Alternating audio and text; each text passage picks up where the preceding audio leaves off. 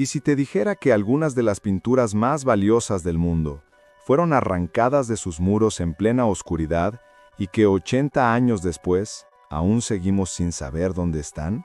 Durante la Segunda Guerra Mundial, mientras las bombas caían sobre Europa y los ejércitos avanzaban entre ruinas, otro frente de batalla se abría en silencio, el del arte.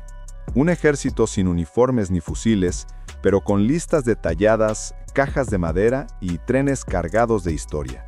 Era el saqueo más sofisticado, sistemático y devastador que el mundo del arte haya conocido. Hitler soñaba con construir el Führermuseum, un templo donde solo el arte puro tendría lugar. Detrás de esa idea se escondía una obsesión peligrosa: reescribir la historia de la belleza a su propia imagen. En nombre de esa visión, los nazis confiscaron más de 5 millones de obras, desde retratos de Rembrandt y Vermeer hasta esculturas, manuscritos y tapices medievales. Nada escapaba.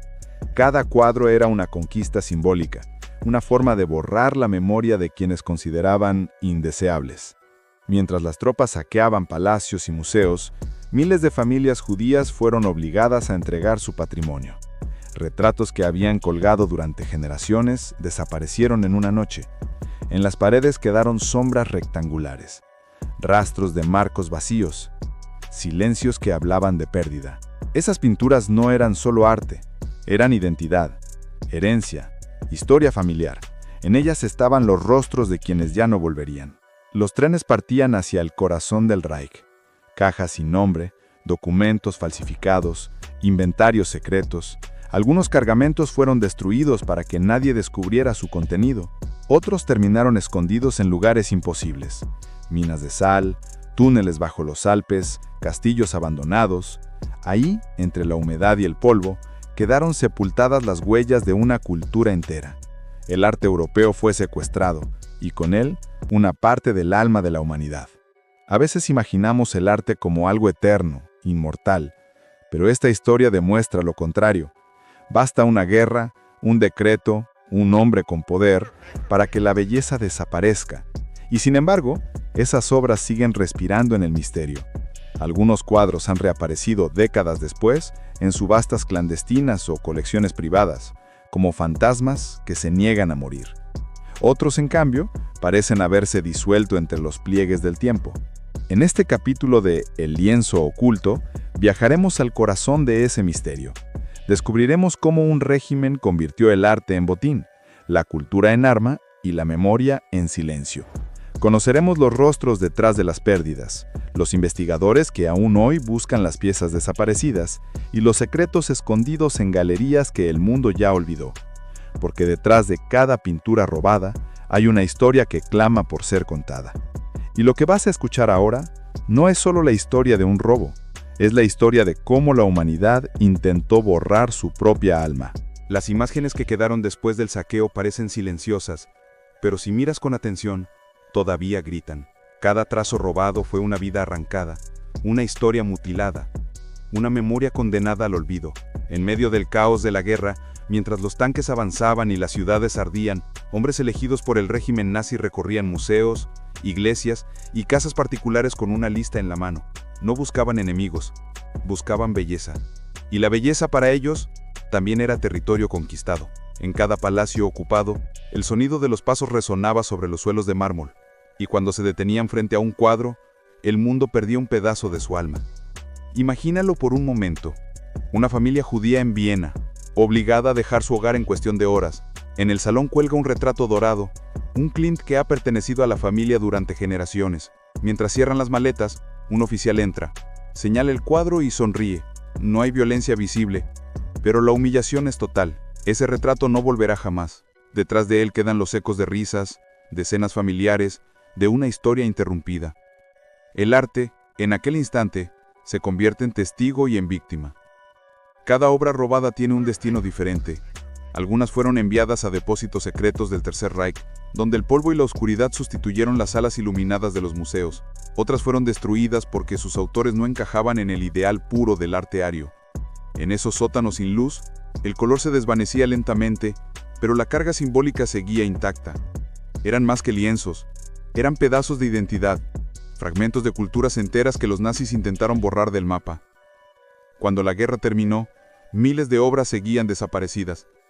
Las pocas que fueron encontradas regresaron a manos de sus dueños con heridas invisibles, manchas de humedad, marcos rotos, nombres falsos inscritos en el reverso.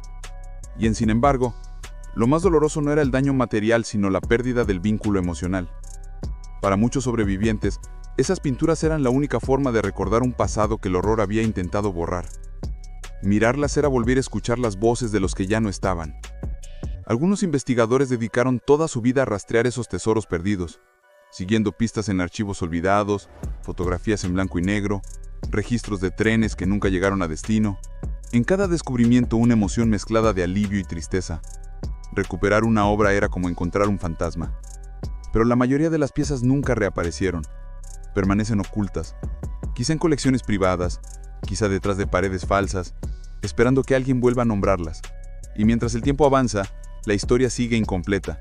El arte nazi robado no es solo una herida del pasado, es un espejo que nos obliga a mirar lo que somos capaces de destruir por poder, por ideología, por miedo.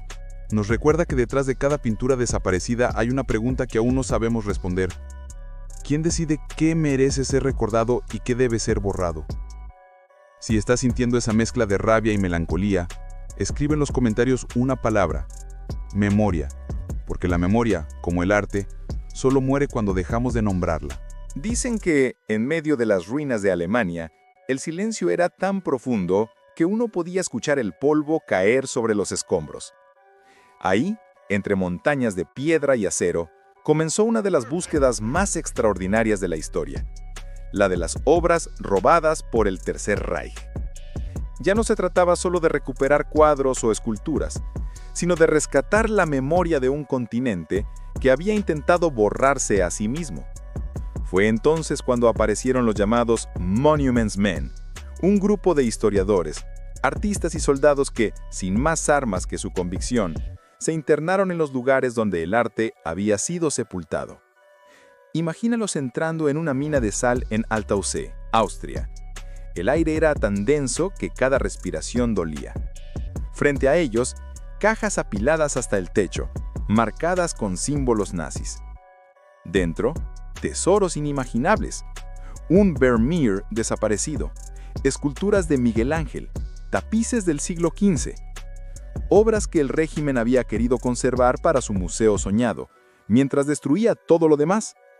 En ese instante, entre la oscuridad y el silencio, la belleza volvía a respirar. Algunos soldados se quedaron sin palabras, otros lloraron. Habían encontrado lo que muchos creían perdido para siempre: el alma escondida de Europa. Pero aquella recuperación fue solo una parte del rompecabezas. Miles de obras seguían sin aparecer. Muchas fueron vendidas en el mercado negro, otras ocultadas por coleccionistas que prefirieron el secreto a la justicia. Y algunas, según los rumores, todavía yacen bajo tierra, en túneles sellados o bóvedas olvidadas. Cada pintura no hallada es una pregunta sin respuesta, un susurro del pasado que aún no encuentra reposo. Con el paso de los años, nuevos investigadores continuaron la labor de los Monuments Men. Archivos desclasificados, testigos anónimos, rastros de pigmentos en laboratorios forenses, todo para reconstruir el mapa de un tesoro invisible. Algunos hallazgos fueron pura casualidad. Un cuadro de Matisse descubierto detrás de una pared en Múnich. Un Renoir vendido en una subasta con un nombre falso. Un retrato de Klimt devuelto a los herederos de una familia judía después de 70 décadas. Cada uno de esos momentos fue una pequeña victoria contra el olvido. Pero cuanto más se busca, más profundo parece el abismo. La historia del arte robado por los nazis no termina con la guerra, sino que continúa en los despachos, en las subastas, en las manos que todavía sostienen lo que no les pertenece. Es una lucha que no se libra con armas, sino con paciencia, con ética, con memoria. Y en cada intento de recuperar una obra perdida, late una misma idea: que el arte no solo pertenece a quien lo posee, sino a quien lo recuerda. Porque al final, lo que los nazis intentaron destruir no fue solo la pintura, sino el significado mismo de la belleza. Pero la belleza, incluso oculta, siempre encuentra un modo de regresar. Quizá no a los museos, Quizá a nosotros que seguimos mirando, preguntando, buscando entre las sombras del tiempo. A veces pensamos que el pasado queda atrás, pero el arte tiene una manera extraña de recordarnos que el tiempo no cura todo. Las pinturas robadas por los nazis no son solo objetos desaparecidos, son heridas abiertas en la historia. Cada vez que una de ellas reaparece, el mundo se detiene un instante. Las cámaras registran el momento, los titulares celebran el hallazgo, pero detrás de cada recuperación hay una historia que no puede repararse del todo. Los descendientes de las familias despojadas miran esas obras con emoción y tristeza. Son bellas, sí, pero también son fantasmas. La restitución de una obra de arte no devuelve lo que fue arrebatado. No devuelve las vidas perdidas, ni las risas en los salones donde esas pinturas colgaban. Y sin embargo, cada cuadro que vuelve a la luz es una forma de resistencia. Es como si el arte dijera, estoy aquí, sobreviví a la oscuridad.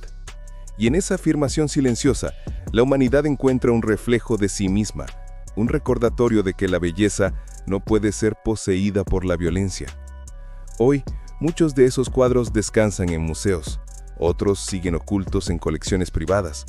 Algunos incluso podrían estar a pocos metros de nosotros, tras una pared falsa, esperando a que alguien los descubra.